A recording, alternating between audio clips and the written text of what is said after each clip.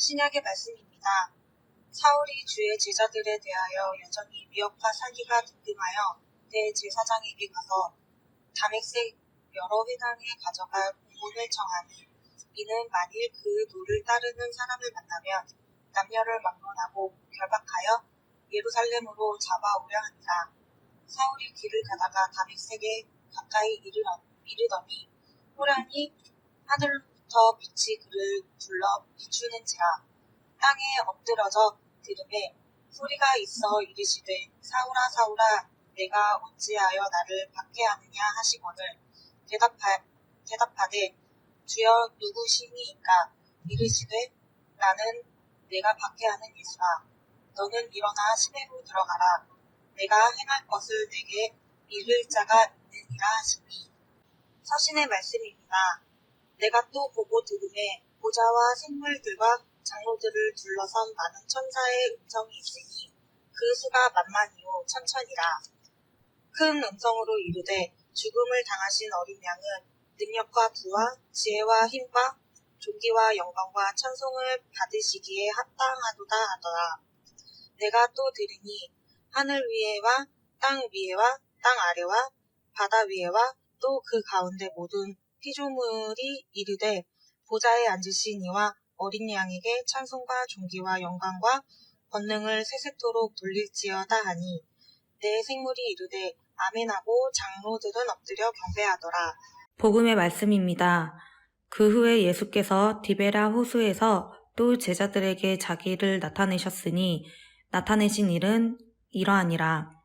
시몬 베드로와 디두모라 하는 도마와 갈릴리 가나 사람 나다네일과 세베대의 아들들과 또 다른 제자 둘이 함께 있더니 시몬 베드로가 나는 물고기 잡으러 가노라 하니 그들이 우리도 함께 가겠다 하고 나가서 배에 올랐으나 그날 밤에 아무것도 잡지 못하였더니 날이 새어갈 때에 예수께서 바닷가에 서셨으나 제자들이 예수이신 줄 알지 못하는지라.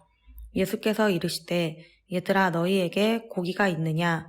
대답하되 없나이다. 이르시되 그물을 배 오른편에 던지라. 그리하면 잡으리라 하시니 이에 던졌더니 물고기가 많아 그물을 들 수 없더라. 예수께서 사랑하시는 그 제자가 베드로에게 이르되 주님이시라 하니 시몬 베드로가 벗고 있다가 주님이라 하는 말을 듣고 겉옷을 두른 후에 바다로 뛰어내리더라. 다른 제자들은 육지에서 거리와 불과 한 50칸쯤 되므로 작은 배를 타고 물고기 든 그물을 끌고 와서 육지에 올라보니 숯불이 있는데 그 위에 생선이 놓였고 떡도 있더라. 예수께서 이르시되 지금 잡은 생선을 좀 가져오라 하시니 시몬 베드로가 올라가서 그물을 육지에 끌어올리니 가득히 찬 큰 물고기가 153마리라. 이같이 많으나 그물이 찢어지지 아니하였더라. 예수께서 이르시되 와서 조반을 먹으라 하시니 제자들이 주님이신 줄 아는 고로 당신이 누구냐 감히 묻는 자가 없더라. 예수께서 가셔서 떡을 가져다가 그들에게 주시고 생선도 그와 같이 하시니라. 이것은 예수께서 죽은 자 가운데서 살아나신 후에 세 번째로 제자들에게 나타나신 것이라. 그들이 조반 먹은 후에 예수께서 시몬 베드로에게 이르시되 요한의 아들 시몬아 내가 이 사람들보다 나를 더 사랑하느냐 하시니 이르되 주님 그러하나이다. 내가 주님을 사랑하는 줄 주님께서 아시나이다. 이르시되 내 어린 양을 먹이라 하시고 또 두 번째 이르시되 요한의 아들 시몬아 내가 나를 사랑하느냐 하시니 이르되 주님 그러하나이다. 내가 주님을 사랑하는 줄 주님께서 아시나이다.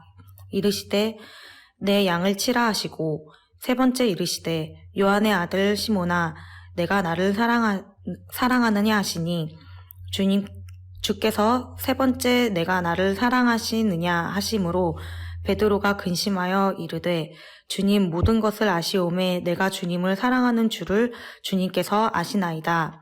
예수께서 이르시되 내 양을 먹이라. 내가 진실로 진실로 내게 이르노니 내가 젊어서는 스스로 뛰고 원하는 곳으로 다녔거니와 늙어서는 내 팔을 벌리리니 남이 내게 띄우고 원하지 아니하는 곳으로 데려가리라. 이 말씀을 하심은 베드로가 어떠한 죽음으로 하나님께 영광을 돌릴 것을 가리키심이러라. 이 말씀을 하시고 베드로에게 이르시되 나를 따르라 하시니. 다 함께 설교전 기도를 합니다. 말씀 앞에 하나 된 우리들은 하나님의 자녀로서 한 마음으로 하나님께 예배드리오니 말씀으로 여기에 임재하셔서 부끄러운 사연으로 가득한 우리의 마음을 정결하게 하여 주사 온전한 정신과 믿음으로 바른 말씀을 분별할 수 있게 해주십시오. 예수 그리스도의 이름으로 기도드립니다. 아멘. 하나님 우리 아버지와 주 예수 그리스도께서 은총과 평화를 여러분에게 내려주시기를 빕니다. 성서는 하나님에 대한 모든 기록들입니다. 의도를 따져서 생각해 본다면 하나님의 구원, 즉 온 우주에 대한 구원을 말하고 있습니다. 이런 기록들이 전달되는 과정에서 음성이라는 것으로 표현되기도 합니다. 이스라엘의 하나님 신앙이 역사 안에서 전승될 때 하나님의 음성이 그 역할을 하고 있는 것이죠. 그런데 여기서 큰 착오가 생기기도 합니다. 음성이라고 하니까 하나님의 실제 입이 있어서 그렇게 말씀하셨다고 생각하게 된 것입니다. 그래서 하나님이 나에게 말씀을 하셨다 또는 하나님의 음성 듣기라든지 어떻게 그 하나님의 음성을 들을 수 있는가 이런 세미나나 이런 가르침들 혹은 이런 언어들을 사용하게 되었다는 것이죠. 이런 식의 신앙은 여러분들에게 추천해 드리고 싶지가 않습니다. 왜냐하면 일종의 그런 행위들은 신학의 위치를 깎아내리는 행동이기 때문입니다. 기독교에서 신학은 매우 중요한 위치에 자리합니다. 그런데 일반 교회는 이 신학이 부재 중입니다. 교회의 모든 활동의 근원이 사실은 신학적인 것을 바탕으로 해야 하는데 교회는 이 신학에 관심이 없다는 것이죠. 그래서 그것을 무용지물로 만들어 버렸습니다. 거기에 가장 크게 작용한 것이 믿음 만능주의와 은혜 만능주의입니다. 이해가 되실 겁니다. 그저 믿기만 하면 되고 은혜 받기만 하면 된다는 식이죠. 그 두 가지가 합작을 이루면 그 어떤 불의와 불합리도 다 용납이 되어버렸습니다. 죄송하지만 이것이 한국교회의 현실입니다. 나아질 기미가 보이지 않습니다. 왜 그럴까요? 저는 그것이 신학이 부재 중이기 때문이라고 지적하는 것입니다. 물론 여러 가지가 있겠지만 그 중에서도 가장 큰 것은 바로 그것이다 라는 의미입니다. 하나님의 음성에 대한 부분만 신학적으로 말씀을 드리겠습니다. 그것을 전체적으로 얘기하면은 너무나 길어지니까 그 음성에 대한 부분만 말씀을 드리면 신학 용어로 신인동 형동 성론이라는 것이 있는데요. 성서에서는 하나님의 손, 눈, 입 그리고 분노와 후회하심 등을 묘사하면서 마치 인간과 같은 이 신체가 있듯이 신인동 형동선론적 표현이 서술됐습니다만 이것은 하나님의 실제를 나타내는 말이 아니라 하나님의 다양한 속성 그리고 활동을 나타내는 문학적 표현이라는 겁니다. 성서는 하나님이 영적인 존재로서 어떤 형상도 취하지 않음을 그 안에서 강조를 하고 있거든요.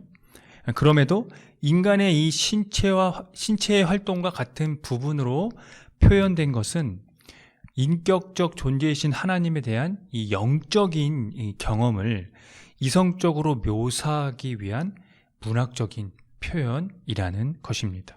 그래서 성서에서 드러내고 있는 이 하나님의 음성은 그 음성 자체를 말하려고 한 것보다는 그런 것이 아니라 음성이라는 그 표현에서 하나님의 계시를 드러내려는 것입니다.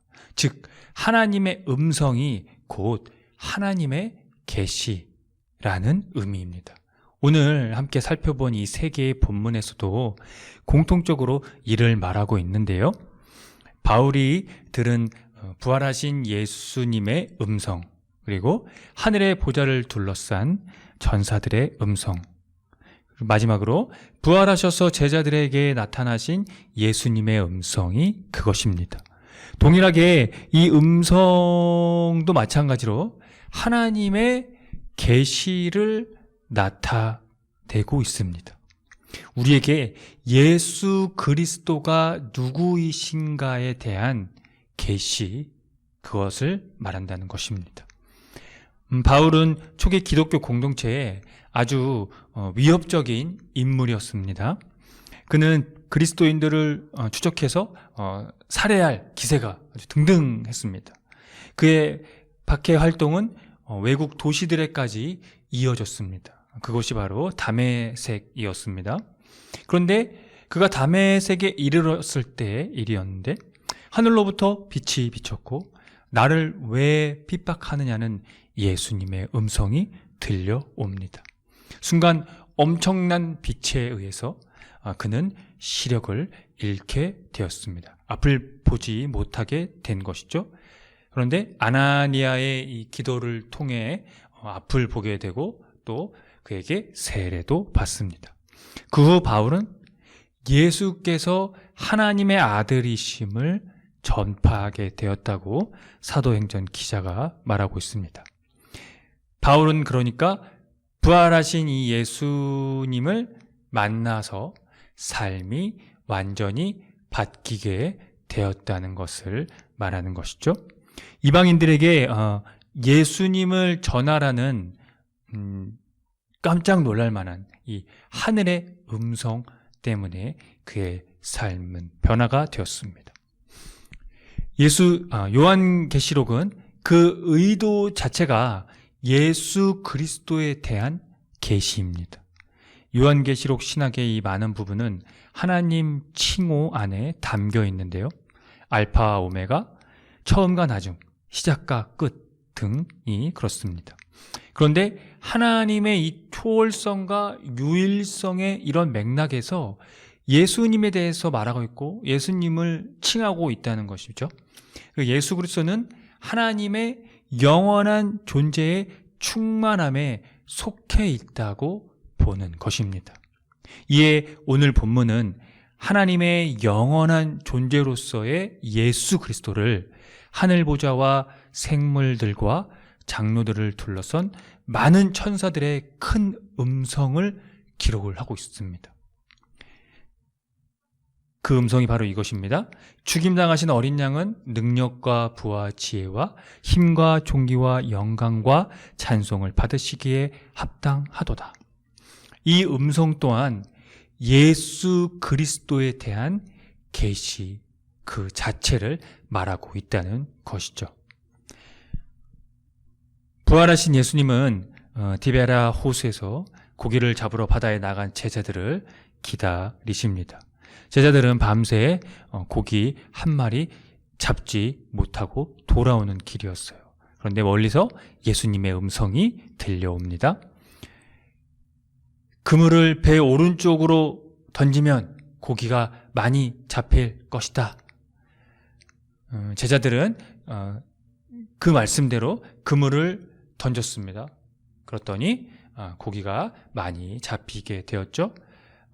그때 그들은 그분이 예수님이심을 알아차립니다. 예수님은 베드로에게 3번의 질문을 하시죠. 네가 나를 사랑하느냐? 베드로는 제가 사랑하는 줄을 주님이 아십니다라고 대답을 합니다.